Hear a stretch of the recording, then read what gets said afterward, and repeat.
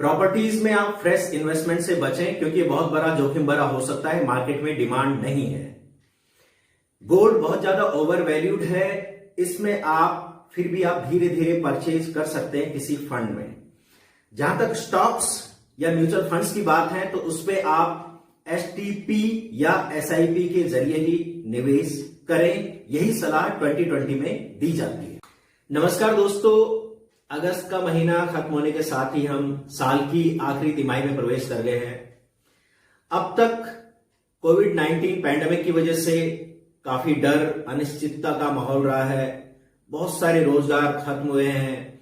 आर्थिक स्थिति पूरी दुनिया भर में खराब हुई है। बड़ी बड़ी इकोनॉमी भी है, उनकी जीडीपी नेगेटिव में चली गई है, भारत समेत। तो इस समय क्योंकि हम आपस में निवेश या इन्वेस्टमेंट के बारे में बात करते हैं, तो इस समय हमें क्या निर्णय लेने चाहिए। मैं इस समय मेनली 3 एसेट क्लास के बारे में बात करने जा रहा हूं जिनमें कि हम किस तरह से इन्वेस्ट कर सकते हैं, क्या सावधानी रख सकते हैं। तो उसमें सबसे पहले है प्रॉपर्टीज, रियल एस्टेट यानी कि, दूसरा गोल्ड, सोना, और तीसरा स्टॉक्स या म्यूचुअल फंड्स के बारे में। तो आइए इस पर जो है बात करते हैं।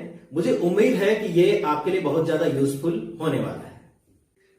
तो सबसे पहले बात करते हैं प्रॉपर्टीज या रियल एस्टेट की, जिसमें कि हम लैंड या अपार्टमेंट्स में हम निवेश करते हैं, पैसा लगाते हैं और उसके बाद उससे कुछ रेंटल इनकम की हम उम्मीद करते हैं या एप्रिसिएशन की उम्मीद करते हैं।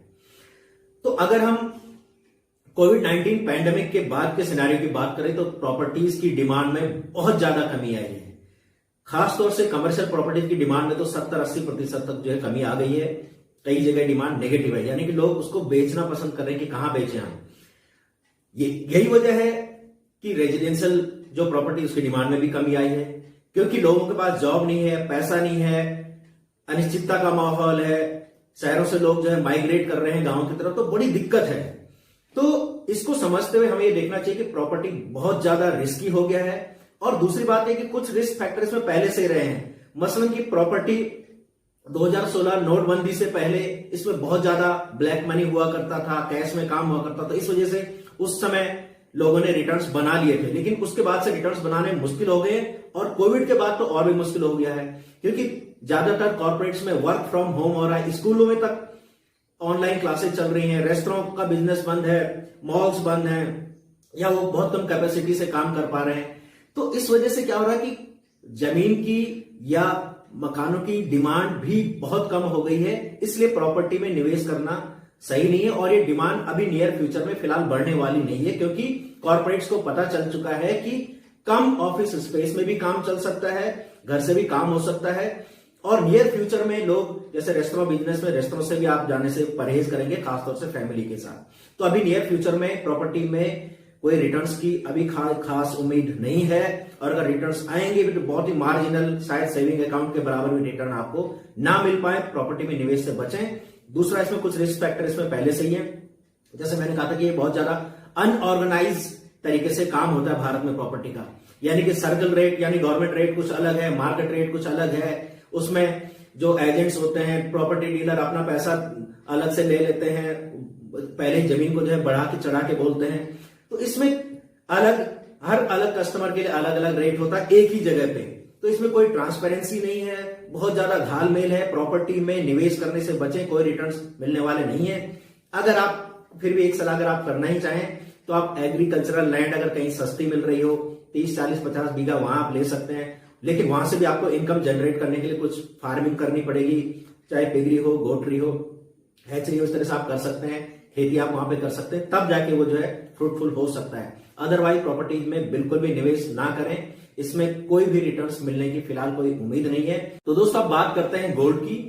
ये अब तक जो है बड़ा ही सबसे ज्यादा पॉपुलर और सदाबहार इन्वेस्टमेंट का टूल रहा है। इसने पिछले 40 सालों में सालाना लगभग 9.5 से 10% के करीब इसने रिटर्न्स अब तक इसने दिए हैं। लेकिन गोल्ड ने हमेशा रिटर्न्स दिए हों ऐसा भी नहीं है।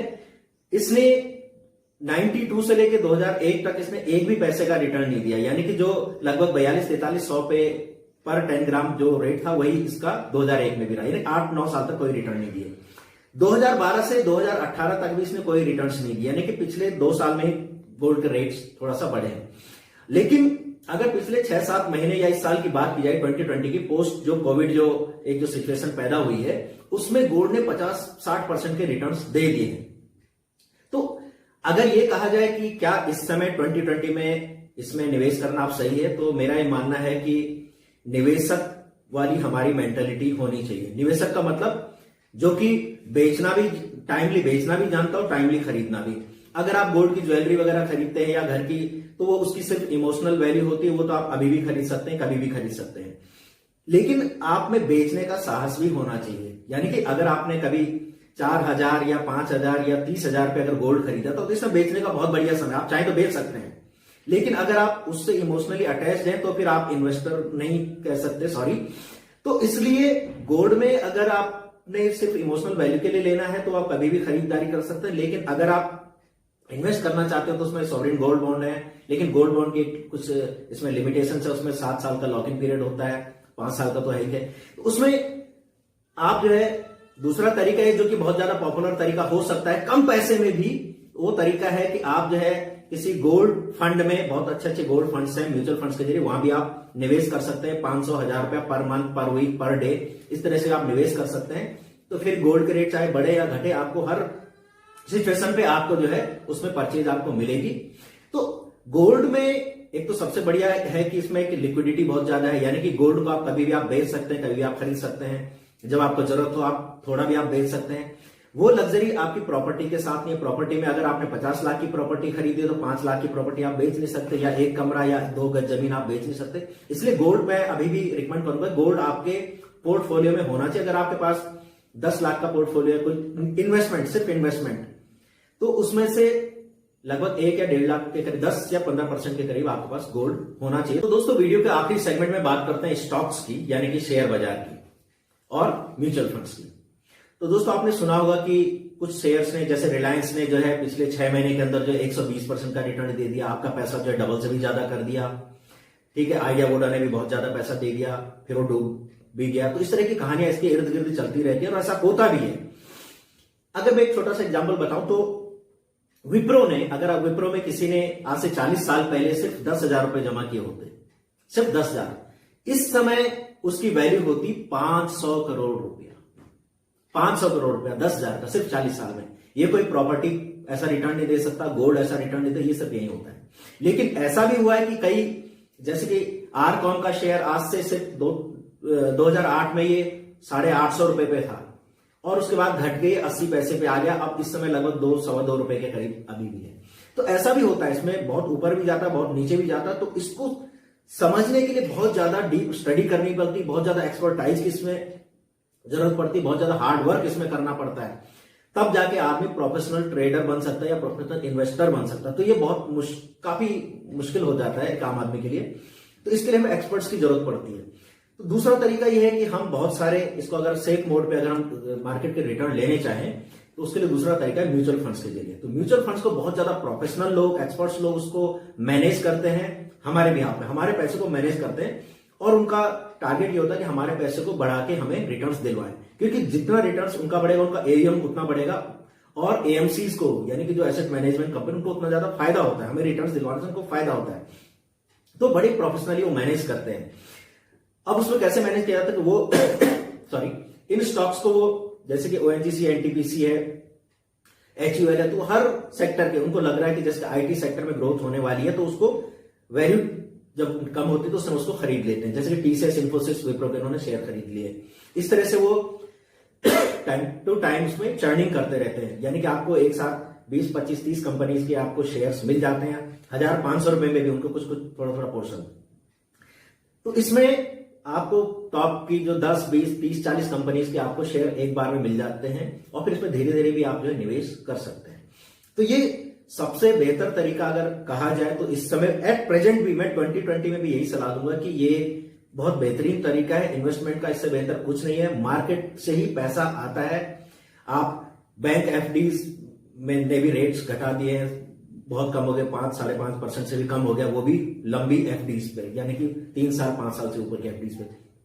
तो इसके सबसे बेहतरीन तरीका है कि आप इक्विटी में आए, एग्रेसिवली आ सकते हैं। आप एग्रेसिवली का मतलब मेरा ये नहीं कि आप लमसम डाल दें 1 लाख 2 लाख, आप उसको एसटीपी मोड पे, यानी कि धीरे धीरे धीरे करके डेली या वीकली आप उसमें थोड़ा थोड़ा इन्वेस्ट करते रहे, या एसआईपी मोड पे भी कर सकते हैं। अगर आपकी एसआईपी मंथली है तो उसको आप वीकली कर सकते हैं, ये भी आप कर सकते हैं, स्ट्रेटेजी समय अपना सकते हैं।